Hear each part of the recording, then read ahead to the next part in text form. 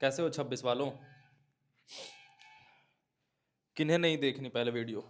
Attendance mark करो पहले। 360 are से कंटिन्यू कर रहे हो करो, वाईक्यू मेथड से कर रहे हो करो, सिलेबस कंप्लीट हो गया तो रिवीजन कर रहे हो तो वो बताओ कितना रिवीजन करा, क्या करा। Got it? बात करते हैं ड्रॉपर्स की। भाई साहब आखिरी मौका है आपके पास सिलेक्ट होने का। तो जिनके क्लास 12th में जो बालक है, जिनको बोर्ड्स देना है, वो निकल लें, उनकी काम की बात नहीं है, वो कल मिलेंगे फिर हम 360 आर के साथ। ड्रॉपर्स बालक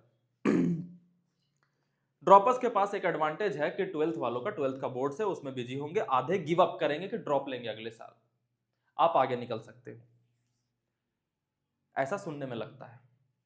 डेटा हमें यह कहता है कि ड्रॉपर्स के अच्छे रैंक लाने के चांसेस फ्रेशर से कम होते हैं। ड्रॉपर बहुत मुश्किल से रैंक टॉप में जाते हैं, तो क्या गड़बड़ हो जाती है?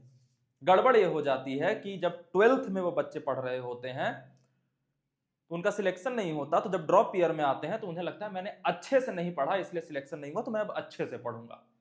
और अच्छे से पढ़ने का उनका मतलब क्या होता है कि भैया मैंने कोई भी एक टॉपिक पकड़ा, एक बेसिक सा चैप्टर उठा लेते हैं थर्मोडायनेमिक्स। अब थर्मोडायनेमिक्स में मैंने पहला कैलोरीमेट्री पढ़ना स्टार्ट करा। अब मुझे जब अच्छे से पढ़ना है, क्योंकि 12th में मुझे लगता है कि अच्छे से ना पढ़ने की वजह से सिलेक्शन नहीं हुआ, तो वो क्या करेंगे कि कैलोरीमेट्री पे ये कोशिश करेंगे कि कुछ भी ना छूट जाए, और ये जो फीलिंग है कि कुछ ना छूट जाए, ये बर्बाद करती है। क्योंकि एक महान फिलोसोफर दीपिका पादुकोण ने कहा है कि कितना भी ट्राई कर लो बनी, कुछ ना कुछ तो छूटेगा ही। एक टॉपिक को डेप्थ में पढ़ने वाला बच्चा पीछे छूट जाएगा उस बच्चे से जिसने 100 के 100 टॉपिक को एक ठीक ठाक लेवल पे पढ़ रखा है। तो ड्रॉपर बोर्ड्स वालों के ऊपर तुम्हारा एडवांटेज तो है, बट डिसएडवांटेज ये है कि तुम इस इनसिक्योरिटी में मत आ जाना कि भैया पिछली बार अच्छे से तैयारी नहीं हुई थी ना, तो मैं इस बार अच्छे से तैयारी कर रहा हूं और वो फील ही नहीं आ रहा, तो मैं यूनिट एंड डायमेंशन को ही अच्छे से करने में 10 दिन लगाए जा रहा हूं। हर 20वें दिन एक स्ट्रेटेजी खोलता हूं, कॉपी पर लिखता हूं यूनिट एंड डायमेंशन और काम करना स्टार्ट कर देता हूं। ये लाडले गलती नहीं करना, आगे जाओगे तुम। ड्रॉपर्स यही मिस्टेक करते हैं और उसमें बर्बादी होती है कि अच्छे से पढ़ने का ना उनका कॉन्सेप्ट ही गलत है। अच्छे से पढ़ोगे तो क्या करोगे? यूनिट एंड डायमेंशन एकदम बेस्ट कर लिया कि एक भी सवाल आज नहीं छोड़ूंगा। भैया 2 सवाल आएंगे मैक्स,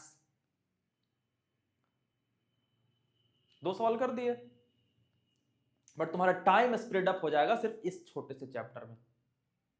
तो लास्ट के टाइम में तुम्हें यह सजेशन दे रहा हूं कि मैक्सिमम सिलेबस का स्प्रेड कवर करने की कोशिश करना, डेप्थ नहीं। तुम्हारी आंखों के सामने से पूरा का पूरा सिलेबस 5 से 6 बार चला जाना चाहिए अगले 30 दिनों में, तब जाकर के कुछ काम होगा। लास्ट का जब तुम रिवीजन करो तो ऐसे पेपर देखो और याद हो जाना चाहिए, अच्छा इस पेज पे ये लिखा है, उस पेज पे ये लिखा है, सब हमने ऊपर ऊपर से देख लिया।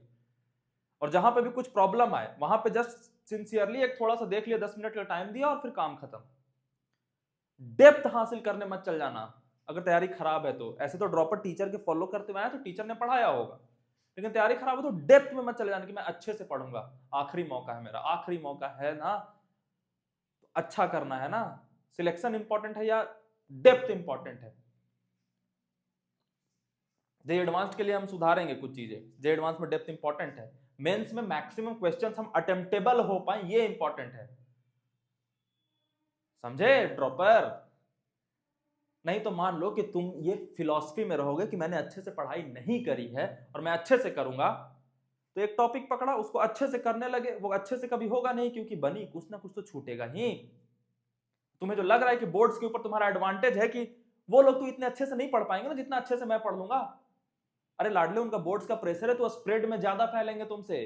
तुम एक अच्छा टॉपिक करके एक सवाल करोगे, वो स्प्रेड में करेंगे, मान लो डेप्थ वाले 10 सवाल आ गए, नहीं होंगे उनसे सॉल्व, 20 तो करके आएंगे हम सुपरफिशियल वाले। तो ये 20 सवाल कर रहा है सुपरफिशियल पढ़ के, और ये डेप्थ से भैया एक कर पा रहे हैं श्योरली। ये थोड़ी चेक करता है तुम्हारा कि तुमने एक डेप्थ वाला सवाल सॉल्व कराया एक बेसिक वाला, वो तो 4 नंबर देगा चुपचाप, समझे? ये उनके लिए बात नहीं है जो कि तैयारी अच्छी कर चुके हैं, ये उनके लिए जो लास्ट के मोमेंट पे एक धनिया का पत्ता देना चाहते हैं सब्जी को गार्निश करने के लिए, भैया सुधार लो, है ना। जो 4-5 सवालों का रेंज बढ़ सकता है, 4-5 सवालों पे ही तो रैंक डिपेंड करता है ना लाडले। रेंज बढ़ाया हमने और रेंज बढ़ गई, हम उस लाइन के उस तरफ है जिस तरफ लोग कहते हैं पढ़ने वाला बच्चा था, और नई रेंज बढ़ी तो हम लाइन के इस तरफ है जहां कहते थे अरे ढोंगी था यार, क्या ही पढ़ता होगा ये, जानते नहीं है हम, ड्रॉप लिए थे। ये सारी बातें समझ में रखना, ठीक है। तो स्प्रेड को कवर करो अभी। रैप अप करने का मतलब होता है स्प्रेड, फैलाव को हम एकदम पूरी आंखों से देखेंगे, एक पॉइंट को पकड़ कर डेप्थ में पूरी नहीं जाएंगे, थोड़ी सी रिक्वायरमेंट है, हम समझ लिया, खत्म, है ना। कल मिलते हैं, किसी को कोई दिक्कत हो बताना, ठीक है। जब तैयारी अच्छी होने लगे ना तो इस भ्रम में मत आ जाना कि हाथ छोड़ दूं भैया का। जिस दिन हाथ छूटे ना उस दिन समझना कि भटकना बहुत करीब है तुम्हारे, फिर आओगे 1 महीने बाद आओगे, लेकिन 1 महीने का टाइम क्यों वेस्ट करना, है ना। जब भैया आ जाए तुम्हारे साथ तो 1 महीने का टाइम क्यों वेस्ट करना, आते रहना, अच्छा लगता है। वैसे भी 1 महीने बाद फिर कौन बुलाएगा तुम्हें, आप अपने रास्ते, हम नए बच्चों के साथ अपने रास्ते। मेरे बूढ़े बरगद अभी बुला रहा हूं, आते रहना। Bye bye, good night.